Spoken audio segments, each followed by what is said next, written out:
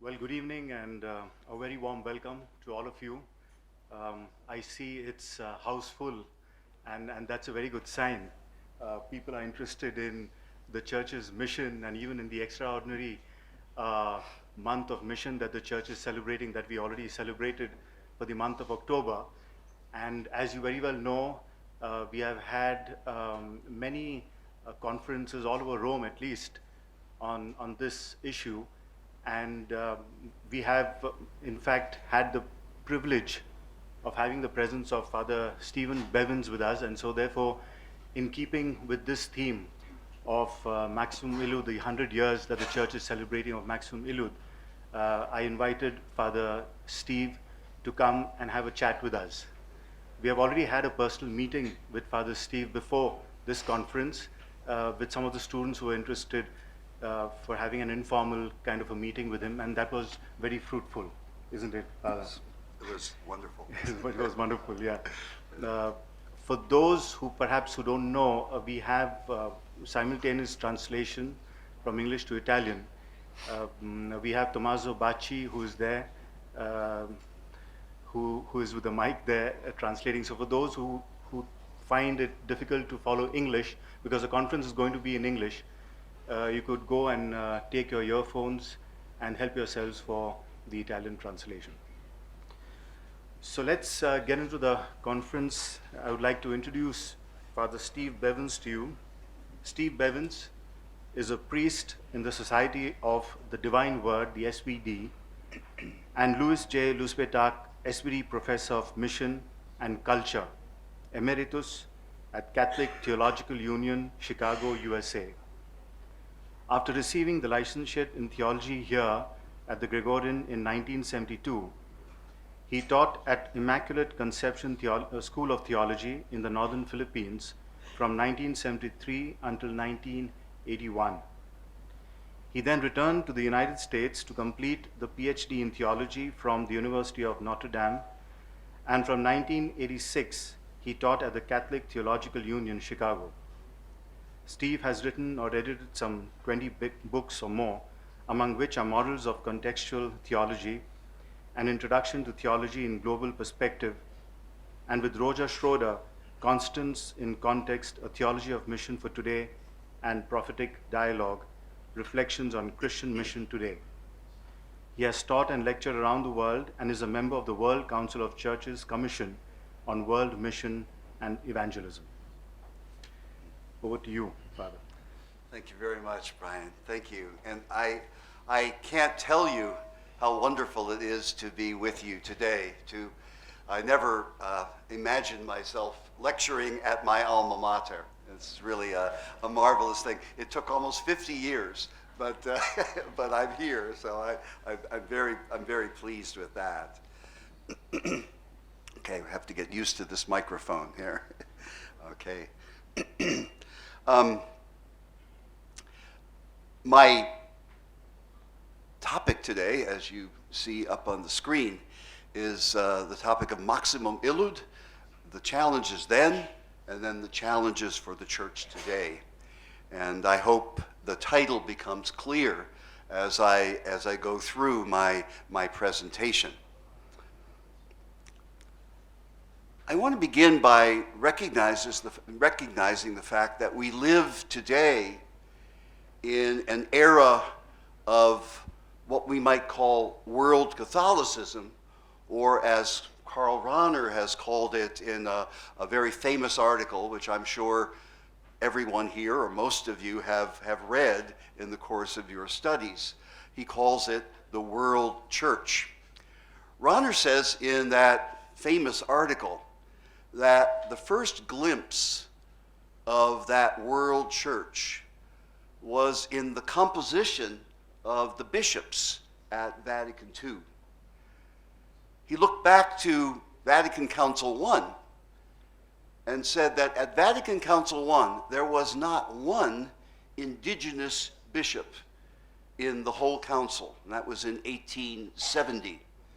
100 years later, at Vatican II, Rahner says that they were not all in proportion to the Western episcopate, but they were there. and they were beginning to grow. So today, 60 years later, we can say that the center of gravity of Christianity has shifted to Africa, to Asia, to Oceania, and Latin America. As you know, Pope Francis has appointed a good number of bishops from these countries to the College of Cardinals.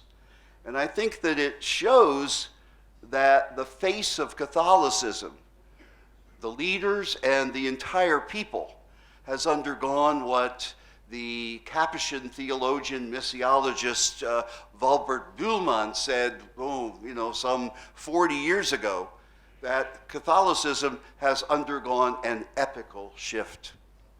Now, why has this come about? The historian Dale T. Irvin, in an essay that he wrote about world Christianity or world Catholicism, well, he wrote about world Christianity, says that the reason was that the missionary movement, which burgeoned in the 19th century, was actually a success. He says this is the great truth of world Christianity. But why, though, was the missionary movement so successful? I think among Catholics, it might be argued that it was the breakthrough in missionary thinking that was articulated in the document, the centenary of which we celebrate this year. And that is, of course, Maximum Illud, published in 1919, actually day after tomorrow, November 30th, or 30th November 1919. So my reflections this evening are going to be in three parts. First of all, I'm going to talk about the context of Maximum Illud. Now, this is going to be brief. You've already had here at the Gregorian a whole conference on Maximum Illud, and I'm sure that you have studied and talked about the context. But just so I can get the context from my talk, I have to talk about the context of Maximum Illud. Then, even more briefly, I'm going to look at the content of Maximum Illud, again, just to kind of get us in the context of things. And then I'm going to talk about, in the bulk of my presentation, several challenges that might be addressed to the church today if Maximum Illud were written today. So first of all, the challenging context of the apostolic letter Maximum Illud. Giacomo della Chiesa was elected Benedict XV only 1 month after the start of the Great War in 1914. And what marks his pontificate was how he was so appalled at the war and really strove with all his might to bring an end to a war that he called a useless slaughter, or the suicide of civilized Europe. He said this was not a just war in Augustine's understanding of just war. He said fault was on both sides, and especially the raging fires of nationalism, as Agnes de Drucy says in her doctoral dissertation on Benedict XV. And after the war, Benedict was appalled that the Versailles Treaty was based on the same nationalism. So he and the prefect of the Congregation for the Propagation of the Faith, a Dutch cardinal by the name of Willem van Rossen, they recognized that after the war, the colonial system was faded to end. That nationalism had really broken the back of itself in a certain sense. And so it was in the context of Benedict's opposition to nationalism and the recognition of the end of colonialism that Maximum Illud had its origins. one of my S.V.D. confreres, Father Andre Mjok, who's a historian and a missiologist, says that the origins of Maximum Illud were in the emerging discipline of missiology in the beginning of the 20th century. Mostly German, but it also had Italian sources as well. Paolo Manna, Guido Conforti, Giuseppe Alamano, founders of missionary congregations. But the existential origins, if I could call it that, was in the situation of mission countries, and especially the situation in China. Already in 1847, so some 50 years before, the Vincentian Joseph Gabet wrote and begged the Vatican to emphasize the importance of establishing a vital local clergy. And in the early 1900s, the two Vincentians, Antonio Cotta and Vincent Leb, here's the picture of him here, they also pushed for this, and they pushed against the nationalism, particularly of the French in China. The situation in China, as Leb's biographer, Jacques Leclerc says that it was unthinkable that a Chinese priest should be on the same footing as a European. In China, especially, but also other places, there was what was called the French Protectorate of missionaries. It was something that, basically an atheistic and secular government in France said was to protect the missionaries. But it not only protected the missionaries, they used their position to gain both political power and economic gain. In 1918, Benedict tried to convince France of having a papal nuncio in the Chinese capital. France would hear none of it. They simply said, oh yeah, maybe we'll wait and all that stuff. The efforts met with real procrastination. So I think this may have been the last straw for Benedict. Centuries before, the establishment of the Propaganda Fide, the Congregation for the Propagation of the Faith, had its origins in the desire to free missionary work from the domination of Portugal and Spain. And I'm happy to say that Jesuits were on the forefront of this in moving into India, and moving into Japan, and eventually China. But now Benedict and the prefect of the Congregation for the Propagation of the Faith, Van Rossum, were moving to free missionary work from the domination of France and from other colonial powers. And so against exaggerated nationalism, in an effort to make the church truly Catholic, influenced by new missionary thinking, and guided by a great prefect of the Propaganda Fide, Benedict XV issued Maximum Illud. This is a very short summary of a very complex context in which Maximum Illud was written, as you probably know. So what about the content of the apostolic letter? What Benedict tried to do was to address the challenges then. Now, contrary to papal documents today, if you have read Maximum Illud, it's a pretty short document, very different from, for instance, Evangelii Gaudium, which is 150 pages. This is only 12 pages. It does have some very outdated theology and language which can put you off. It identifies, for instance, the church with the kingdom of God. It focuses only on foreign missions. There's the sending countries, the Christian countries, and the receiving countries. That kind of idea. It speaks of missionaries as the troops of Christ. in these, I think, very awful military models.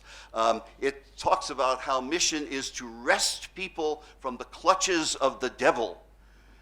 But despite these, and I could name several more that are in the document, this was really a breakthrough and really revolutionary document. There were 4 major challenges, I think, that Benedict offered, and a new mission theology, at least in its beginnings, that he offered as well. So the 4 major challenges were, first of all, the end of congregationalism.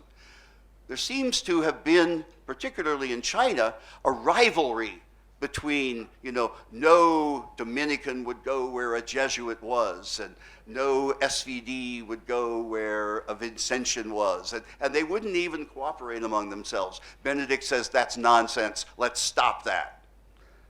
That's the first. The second, perhaps the most important, was a call for the education of a local clergy with the highest standards that the clergy of China or the clergy in the countries of Africa or the countries of Asia should have the same standard as any Western educated missionary. Thirdly, there was a strong condemnation of nationalism and a call for missionaries to have a loyalty to the local culture and not their home culture. And Benedict called for missionary training of foreign missionaries that was sensitive to the local language and culture. We say, yeah, but that was revolutionary in those days. And then there was a new presentation of mission theology. Again, my confrere Andre Mioch highlights the deep spirituality and apostolic zeal of the letter. He says it's not a dry legal document. It's not yet John Paul II or Benedict the 15th, Benedict the 16th, or Pope Francis, but it was not a dry legal document, but one that evidenced a concern for a deep spiritual commitment of missionaries. There was a real shift in mission thinking. Mission was seen as both Catholic and ecclesiological. And the letter offered a strong sense of the duty of all Christians in whatever way they can to evangelize. Actually, Maximum Illud anticipates in many ways Vatican II and its document on missions ad gentes. And it also, as John Pollard says in a wonderful biography of Benedict XV, says it laid the foundations for what we started with, the world church or world Catholicism. Now, it was not exactly well received. It appeared only 1 year in 1919 after the end of the Great War in 1918. And it was not really well known in Europe because it seemed to be pretty much irrelevant to the problems there.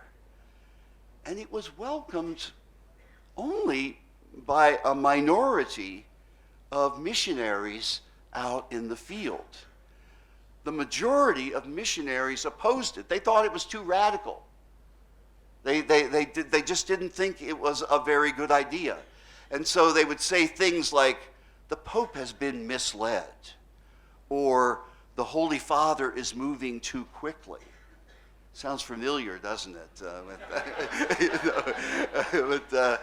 But this is what people said. But it's only with time that the significance of Maximum Illud has been recognized. And I think today we realize that it's a document that's truly worth celebrating as we celebrate its centenary day after tomorrow.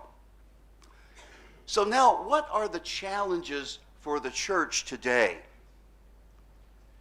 How might Maximum Illud, if I can, play with this a little bit, how might Maximum Illud be written today? Given that, and here's the title of Maximum Illud, the greatest and most holy task of preaching the gospel is still as valid as ever.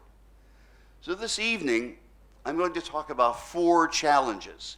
I think they're similar to, but quite different from those a century ago. First of all, the need to recognize the radical missionary task of the whole church wherever it is. Secondly, the need to be more risk-taking and creative in our efforts of enculturation.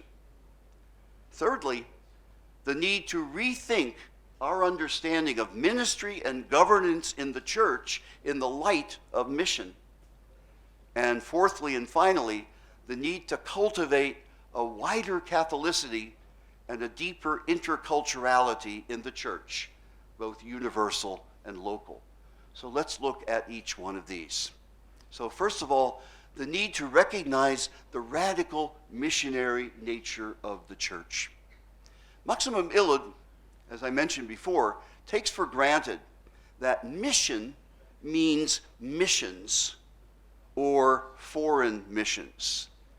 Today, while of course the foreign missionary task is still very much valid, it's become clear that the entire church in every part should be, to quote the Aparecida document and Evangelii Gaudium, permanently in a state of mission. At Vatican II, the church in Ad Gentes talked about the fact that the church is missionary by its very nature. And this is a lens, I think, through which the entire ecclesiology of the council needs to be reread. That phrase only appears in the last document approved by Vatican II. It did not have a chance to permeate other documents. And I think we need to go back and reread all the documents of the council in the light of that statement. It's certainly present in Lumen Gentium, there's no doubt about it, certainly present in Gaudium et Spes. But I think to reread it, to reread ecclesiology from that perspective, I think is really important. So we are no longer today in the context of Christendom.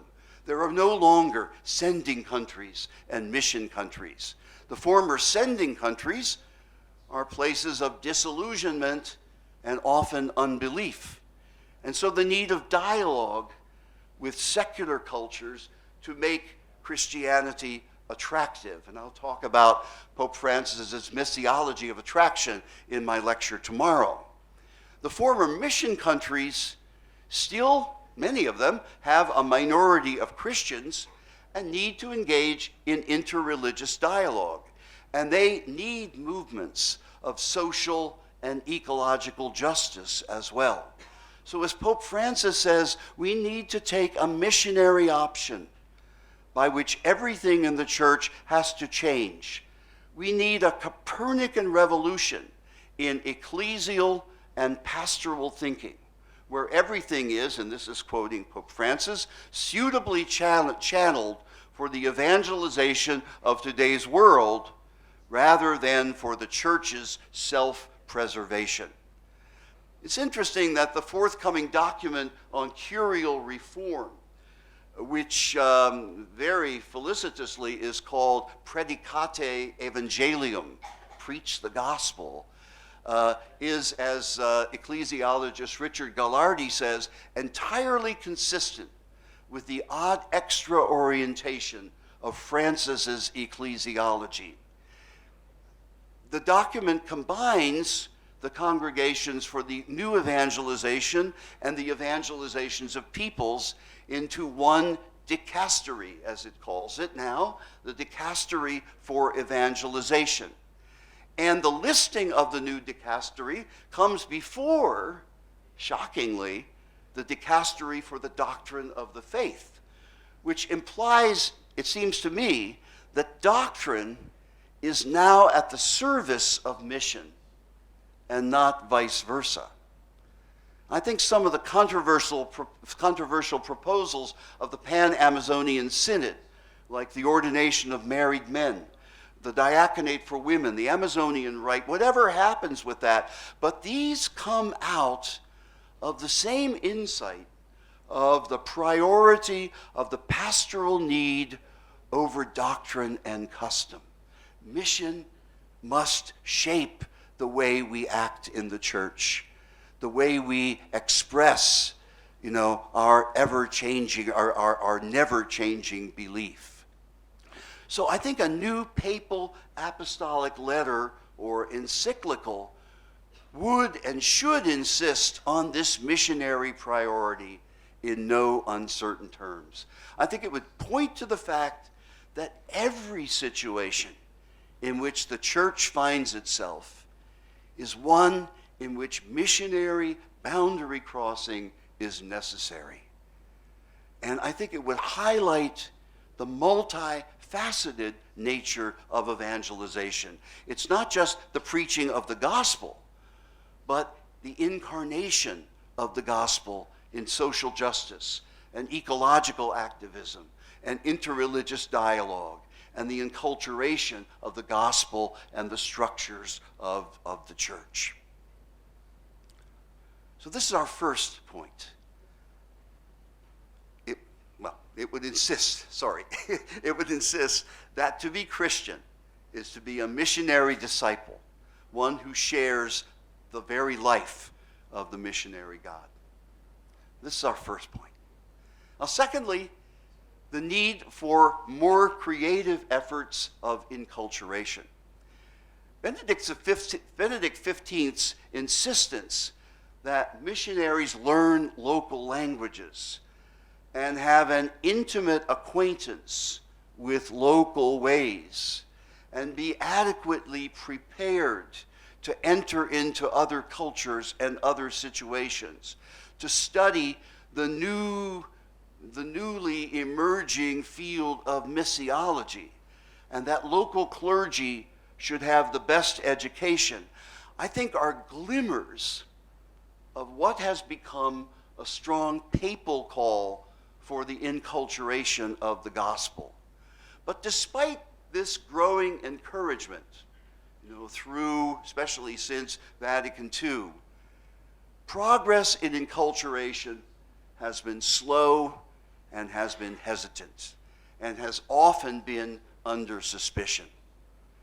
There's indication by Pope Francis, however, that a bolder, creative approach to enculturation should be taken. In Evangelii Gaudium, he warns that Orthodox language can sometimes be misunderstood or distorted. He says the greatest danger for the proclamation of the good news of the gospel is this misunderstanding. And he discourages people who communicate the gospel by fixed formulations which express an invariable content. Yeah, it's orthodox, but what does it mean for people today? So even though there is danger in the process of enculturation, I think we need to take the risk of developing new ways of understanding and communicating the gospel, despite the danger. Pope Francis writes, if we allow doubts and fears to dampen our courage, instead of being creative, we will remain comfortable and make no progress whatsoever. In his homily at the beginning of the Pan-Amazonian Synod, Francis prayed that the Spirit might gift the bishops who were gathered there in the Synod Hall with the Spirit's own, and I love this phrase, daring prudence. He says that prudence is no virtue of the customs house, but it's a Christian virtue that St. Paul contrasts to timidity. So a mission encyclical written today, I think, should be very strong and very clear about this. We urgently need to enculturate the gospel, not only in Africa, Asia, Latin America, and Oceania, but in the secularized countries of the West, to speak to these kind of people, like these young people in the picture, among youth, in the context of migration, in the context of ecological disaster, and in the context of emerging tribalism and populism. So rather than cautioning about the dangers of enculturation, I think a new papal mission document needs to encourage Christians to take risks and be as creative as we can be. So I think the gospel demands it, and mission today demands it as well. Our third point is the need to rethink ministry and governance in the church in the light of mission. Probably the most important and memorable contribution of Maximum Illud, as I've mentioned before, is the insistence on the development of a local clergy, so that the gospel might be heard in ways that only those who are locally born and raised in the culture can communicate it. Also, the insistence that Benedict had on the excellence of theological education. For Benedict, ministry and authority must serve mission. Mission, I think, called for a rethinking of ministry and governance in Benedict's time, and I think mission calls for a rethinking of ministry and governance today. I think the failure to do so 100 years ago resulted in a church that was out of touch with the people and the local cultures, and gave the impression that Christianity was only a way of having colonized people submit to Western governments.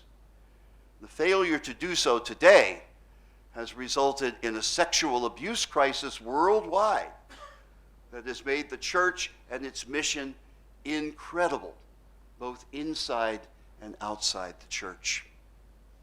And the inadequate theology of ordained ministry and church authority has resulted in a clericalism that has not only taken privileges for granted in church and society, but has led to untold harm done to an untold number of young women and men in the church's history.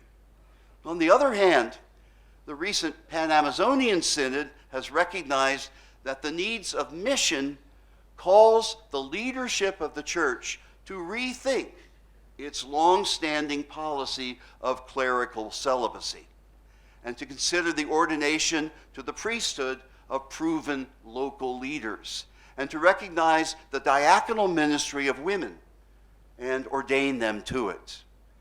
Along the same lines, Pope Francis has called for a greater exercise of episcopal collegiality. And he has even gone further to talk about synodality. It's not just about bishops, it's about members of the whole church having a voice in the governance of the church. The Pope, he says, doesn't have to decide every issue. It can be done on the local level. The Holy Spirit assists the church when we are all involved in dialogue and decision making. So he says, it's precisely this path of synodality which God expects of the church of the third millennium, journeying together, laity, pastors, the Bishop of Rome. It's an easy concept to put into words, but not so easy to put into practice. But I think we have to. I think we have to today. Mission calls for a rethinking of ordained ministry that's clearly distinct from the priesthood that all believers share, but is at its surface, calling Christians to more active and more committed missionary discipleship. Mission calls for lay ministers to work hand in hand with their ordained brothers. I think mission calls for a greater role of women in ministry in whatever way possible. Mission calls for the leadership of the church to listen to laity, to lay ministers, to deacons, and to priests, so synodality can flourish at every level. Maximum Illud called for bold rethinking in 1919. A mission encyclical needs to call for bold rethinking now in 2019 or 2020 or 2021. So fourth and finally, the need for a radical Catholicity, and that shouldn't be nationalism, that's a mistake. Ugh, why did I do that? For a radical Catholicity, and it should read interculturality. I don't know how I got that. Anyway, central to, I looked this thing over how many times and you still make mistakes. Anyway, central to Maximum Illud is the opposition to nationalism. That's where I got it. Central to Maximum Illud is the opposition to nationalism. Nationalism was behind the useless slaughter that was World War I, and behind much of the suspicion with which mission was regarded. And so as the age of nationalism and colonialism came to an end, if the church was to have a future in this emerging new world, local clergy and missionaries had to be equals. Missionaries had to respect and appreciate local government and local culture. That sounds obvious now, but it was not then when you read the documents around that time. So we've come very far in this, but now I think the challenge is for the appropriation of a wider Catholicity as the church as a whole, and in the local churches as well. So in the church as a whole, the challenge on the one hand is to foster local culture and to engage in the creative and risky business of enculturation. But on the other hand, the challenge is to be open to efforts of enculturation of other local churches, engage them, and learn from them. I was talking to the students just a while ago. I talked about how we have to go deep into our local cultures, but we also have to go wide in Catholicity and learn from other local efforts of enculturation as well. I think the importance of this second task was expressed powerfully by the U.S. Bishop Robert McElroy of San Diego, who was one of the few non-Amazonian delegates at the Pan-Amazonian Synod. The article I read about this said that McElroy spent the first week of the Synod just listening. And when he finally spoke, it was to appreciate how much the Synod experience could enrich the church in the United States and his own local church of San Diego particularly. He said that the Church of the Amazon has illuminated a grace-filled pathway for the embrace of synodality that will enrich regional and local churches throughout the world. What McElroy appreciated, first of all, how the pastoral imperative was at the Synod's heart, and then how it offered a witness to ecological conversion, and how it offered a witness to what the Synod called good living. Good living, perhaps, the simplicity of that in the Amazon maybe is not transferable to a U.S. diocese like San Diego or other parts of the world. But he says, the underlying themes of connectedness and moderation and balance and sharing certainly could be effected in other parts of the world. So such appreciation, I think, continues Maximum Illud's appreciation for the local church, but in a way particularly appropriate for our complex world today. So one might also speak of a development of a kind of local Catholicity. And here I think current reflections on interculturality might be very helpful to negotiate the rich cultural diversity that's present in many regions and dioceses of the world. Diversity that's already there in various cultures, in various countries, but also which migrants bring as they come to various parts of the world as well. The achievement of interculturality begins with the fact of multiculturality, but it moves to a practice of mutual enrichment and challenge, going beyond toleration with mutual deep learning from one another and mutual transformation. So if we really begin to listen to the cultures in a particular country, whether they're the new cultures of migrants or cultures in a particular country like India, for instance, where there are so many different cultures and so many issues there, then we can move to this deep learning and deep transformation. So I think a mission encyclical today might also include in the exhortation to cultivate interculturality in many women's and men's communities around the world today, especially missionary communities. The Chinese American kind of, I don't know what you call him, a process person who tries to facilitate interculturality and everything, talks about how religious communities have to develop an attitude of radical hospitality to every culture in its community, and not that to demand all the cultures to become Italians or to become Americans or whatever, or that we have only 2 or 3 dominant, but that every culture would find radical hospitality in these communities.